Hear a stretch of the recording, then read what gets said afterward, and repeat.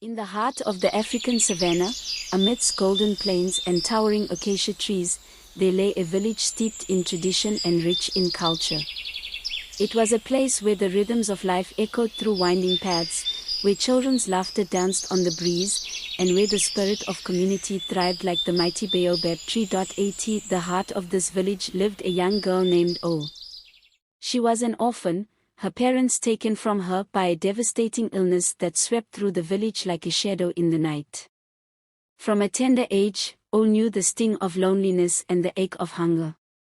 Yet, despite the hardships that befell her, O possessed a spirit as resilient as the African sun, and a heart as boundless as the sprawling savanna. As O wandered through the village, she was met with weary glances and whispered words. To the villagers, she was an outcast, a reminder of the fragility of life and the unpredictability of fate. They shunned her, casting her aside like a withered leaf blown by the wind.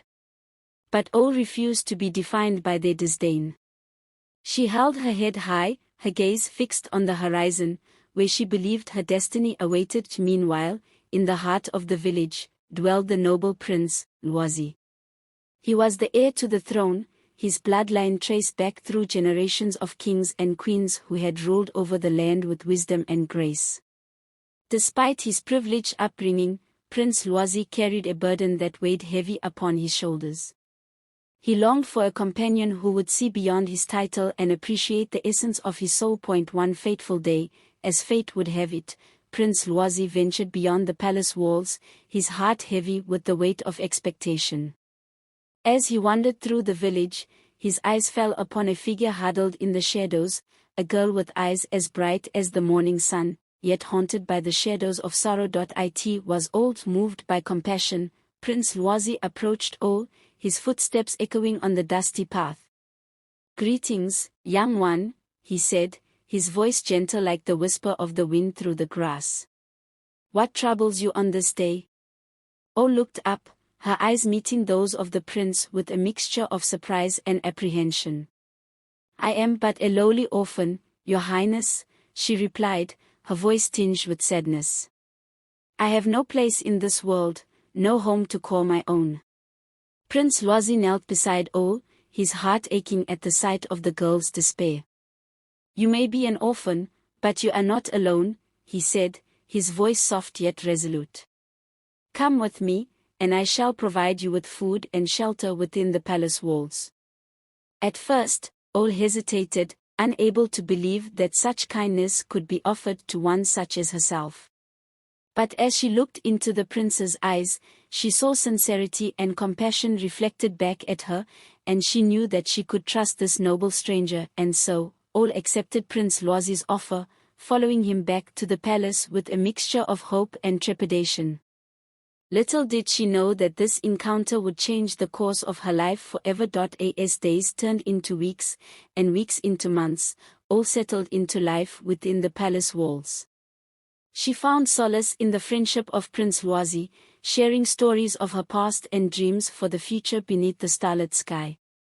She marveled at the grandeur of the palace, its halls adorned with tapestries depicting scenes of battles won and kingdoms united, but amidst the opulence and splendor, O could not shake the feeling of unease that gnawed at her soul. She was an orphan, a lowly peasant, unworthy of the prince's companionship.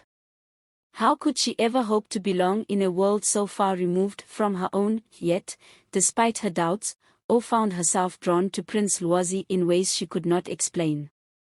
She admired the prince's kindness and generosity, his unwavering dedication to his people and his land. And as she spent more time in the prince's company, O began to glimpse the man behind the title, the soul that yearned for connection and understanding. Meanwhile, in the village, rumors began to spread like wildfire, fueled by jealousy and resentment. How could the noble prince consort with an outcast like O? They whispered, their voices dripping with disdain. Surely, there must be ulterior motives at play. But Prince Lwazi paid no heed to the whispers of the villagers. He saw beyond the scars of the past, recognizing the strength and resilience that lay within O's heart. And as their friendship deepened, he began to feel a bond forming between them, a connection that transcended the boundaries of class and status.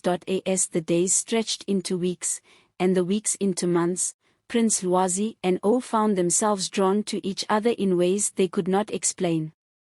They shared secrets and dreams beneath the shade of the palace gardens, their laughter mingling with the sweet scent of jasmine in the air, and then, one fateful night, as the moon hung low in the sky and the stars winked down from above, Prince Lwazi confessed his love for O beneath the canopy of the ancient baobab tree.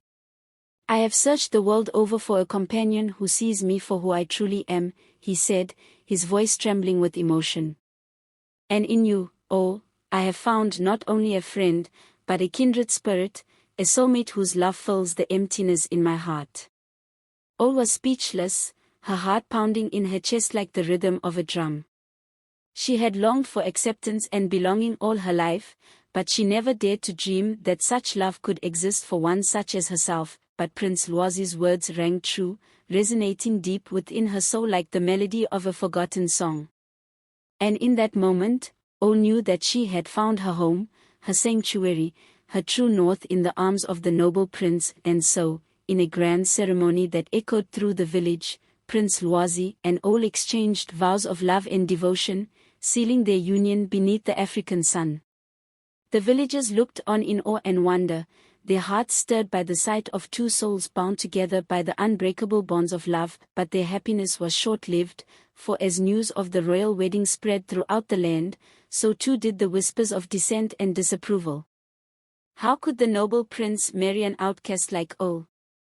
They murmured, their voices tinged with bitterness and spite. Yet, despite the backlash from the villagers, Prince Lwazi remained steadfast in his love for O. He stood by her side, unwavering in his commitment to their union, his heart filled with an unshakable resolve. Together, Prince Lwazi and O embarked on a journey of unity and compassion, bridging the divide between the palace and the village with their unwavering love. They worked tirelessly to uplift the less fortunate, building schools and healthcare centers for those in need, and advocating for justice and equality for all.